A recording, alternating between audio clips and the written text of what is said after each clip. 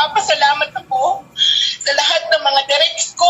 Alam niyo kung sino kayong lahat, na kayo yung mga kauna-unahang sumagot sa tawag ko. Sa excitement ko, naniwala kayo sa akin. Thank you for answering my call, for playing the video, the Power Landing page. Thank you so much. Gusto kong i-shout out ang kauna-unahang best friend ko sa Samar, Lea ko. Siyang kauna-unahang kumi-cheque, $25.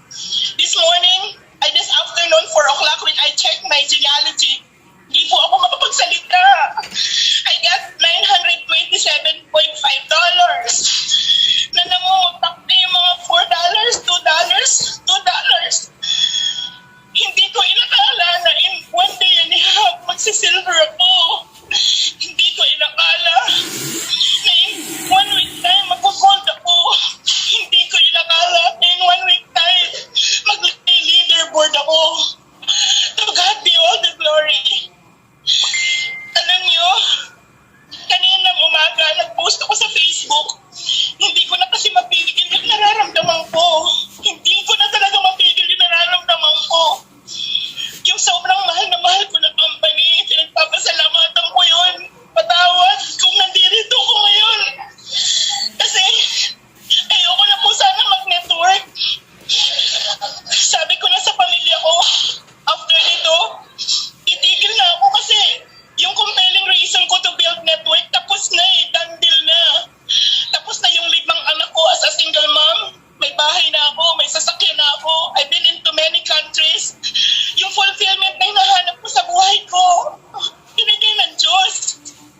Pero noong February 8, yung isang saddest moment na announcement sa amin, isasarang company namin, nung tumawag ako sa mga leaders, at dama ko ang bigat ng puso ko. Dama ko ang bigat ng puso ko na hindi pa pala tapos ang laban. Hindi pa pala tapos ang boxing. Kasi meron pa akong obligasyon sa mga tao na kailangan ko silang tulungan.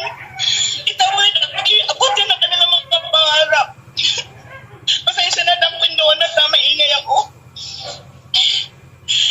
Katapos niyan, ayaw po papayag ang grupo ko. Sabi nila, apply, we're not yet over until it's over. Partner Vic, ikaw ang nagsabi niyan. Kausap ko yung applying ko more than an hour. Nag-concede ako after that kasi wala na talaga. That was Friday, 9 o'clock in the morning. Tapos nag-pray ako. Allow me to share this to you. Gusto ko lang pong i-share sa inyo na ang live good ay dumating sa akin in God's perfect timing. Kasi naniniwala po ako na tayo ay nagdarasal, dinidinig ng Diyos ang ating mga dalangin. As long as we trust, we listen, and we obey. Alam niyo po ba na nag-pray ako nung after nag-concede ko, sabi ko, Lord, sabi mo, pag meron kang isinarang pinto, meron kang ibubukas. Lord, sabi mo sa Jeremiah 29:11, for I know the plans I have for you, the plans to prosper you and not to harm you, the plans to give you hope and a future. Kiniklaim ko po ito, Lord. Alam niyo, mga kalidgod sa mga guests natin, I even pray to God na patahanin niya ako, patulugin niya ako, kasi ilang linggo ako hindi nakakatulog. Imagine mo yung may minamahal ka, na bigla ka na lang iiwan. Ang sakit nun. But praise God, kasi magtiwala ka lang sa Diyos. Nag-submit ako sa Panginoon, nag-concede ako. But here is the story that I want to tell you. Listen guys, kung gaano ka-perfect ang timing ng Diyos. When I opened my eyes around 1 o'clock in the afternoon that very Friday, the Power Landing page, siyang bumulaga sa mukha ko. Ang tanong, bakit timing? Bakit timing na hinipo si partner, si upline Ferna ng Diyos? I-send mo yan kay Dilma kasi ready na siya. Alam niyo po ba ng Friday, February 8, kaliwat ka na ng offer sa akin ng ibang company. Hindi po ako nagmamalaki. True po ito. There are companies offering me big offer, nice offer, praise God. But I prayed so much God of wisdom, and God is so good all the time God is so good. And you know what happened? Upon watching the video, sabi ko kay upline, call call me back now. But let me tell you this, January 26, I was at the church. My upline was texting me. Sabi niya ganun, B, call ako. Sabi ko, nasa church po ako. Tapos maya-maya, B, call ako. Sabi ko ganun, kumakain kami ng mga anak ko.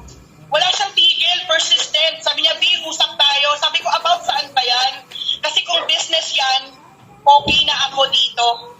Sabi ko ganun, kita tayo, kapi-kapi tayo, pero walang business. Yun ang sabi ko. And praise God, para dun sa mga nag-i-invite, be sincere. Be sincere. Be intentional. Alam niyo kung bakit? Kung si partner, si Upline Fernan, nag-give up sa akin, wala na. Tapos na boxing. Pero alam niyo po ba na hindi niya ako hinintuan? Kaya nagpapasalamat ako sa iyo from the bottom of my heart. Upline ko, mahal na mahal ko talaga kayo, promise.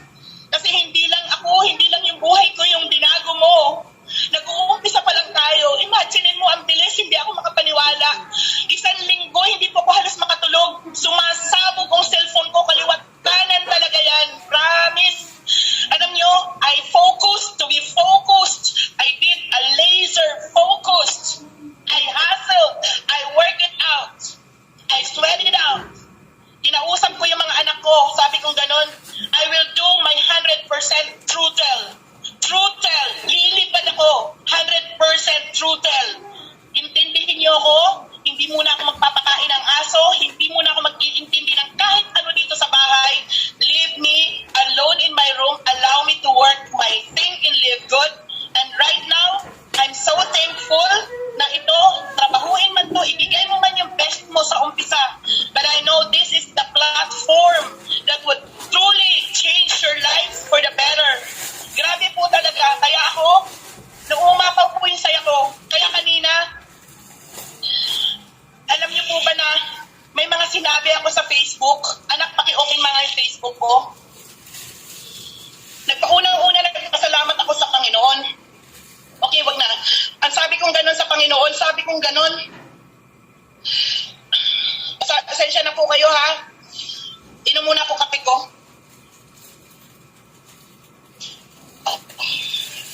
Speechless po talaga ako, promise. Partner, Upline Fernan, salamat. Pinag-pray ko po ito na ayoko man ang magsalita. Pero sobra naman po akong selfish. Pag sarili ko lang intindihin ko, gusto ko lang tumulong sa mga upline ko. Mga leaders dyan. Alam mo, sabi ko, o Diyos ko, maraming salamat po sa mga biyaya at pagbutihan mo. To God be all the glory. Sabi ko, shout out sa mga friends ko na na-PM ko na, please reply, time is gold, the opportunity is now here. Alam mo, sabi ko, huwag nang magduda sa opportunity na nasa harap mo, magduda ka sa pagdududa mo. Just saying. Sabi ko, shout out sa mga buhay pa ang pangarap at gustong abutin ito. PM nyo ako at may share akong kakaiba. Sabi ko pa, God knows best for us. His timing is perfect. Simply trust Him and obey. To God be all the glory. Alam niyo po yung sinisigaw ng puso ko. Wala akong binibigkas na live good. Wala akong sinasabi na kahit ano. So kumbaga, para sa atin dito mga Pinoy, ito na yung pagkakataon natin. Sa mga OFW, ito na yung pagkakataon nyo na makakasama nyo yung mga pamilya. Sa mga patay na ang pangarap na hindi mo alam kung paano ito aabutin. Maniwala. Matumbala kayo sa live good. Ipag-pray natin si Ben. Ipag-pray natin ang Philippines. Alam mo, this will give us a massive change in our lives. So I hope na meron po akong na-share sa inyo na something amazing, something inspiring. Nag-uumpisa pa lang po tayo. Sobra po. So, maraming salamat sa platform na to. Alam nyo, ang sasabihin ko lang po sa inyo, be teachable, be willing to follow direction, humble down your pride, anything that is negative, throw it away. Pag alam mo yung sarili mo na parang hindi ka na naaayos, magdasal po tayo. Sabi nga ng upline director natin na si Tim Miller, GPS po tayo dito. Get in, plug in and stay in. Because as long as you plug into the system, you will allow the system to work for you. So sa Zoom na to, nagpapasalamat ako sa mga upline natin. business partner natin dito sa Live Good, sa lahat ng mga pioneers na kasama ni Upline Fernan, sa mga speaker, sa twin brother mo, sa inyong dalawa, sa lahat man ng mga people behind Live Good na nagpa-facilitate ng ating Zoom gabi-gabi. From the bottom of my heart, I would like to say thank you. Thank you. Thank you for your time. Thank you for your passion. Thank you for your love. Thank you for your commitments and everything. That all I can say. You are a blessing. You are such a huge blessing to many, many people. So I just hope na lahat ng nakikinig sa atin, wake up, wake up, wake up. Something has to change. Something has to change. For the time is now. Ito na po yung moment na ibinigay sa atin ng Diyos. Kung nagpipray ka po, nagpipray ka, you're asking for an opportunity to come right in front of you. This is the opportunity na ibinigay na sa'yo ng Diyos. Be faithful to your faith. I-claim niyo po yan.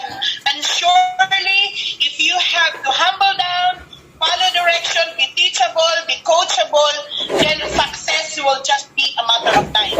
So maraming salamat, Upline Fernan. Thank you so much once again. No words to utter, no words to say on how grateful I am that you are the channel, you are the bridge na ibinigay ng Diyos sa akin at sa amin po. Sa lahat ng mga leaders ko, shout out ko lang sa aking first silver, Charlene Caparoso from Cebu. Another, hindi ko kayo maiisa-isa ha. Silver, Ray Tabay, Noel Caparoso, silver. At ang dami pong mga upcoming silver, may mag-gold na po sa team ko. Go, go, go! Sa lahat ng mga countless bronze sa team natin, maraming salamat. At sa lahat ng Team Philippines, live good! Let us all live good! Let us live abundantly. Thank you so much and God bless everyone! Love you! Sending big hugs! Love, love, love! Mwah, mwah, mwah! Chup, chup, mwah!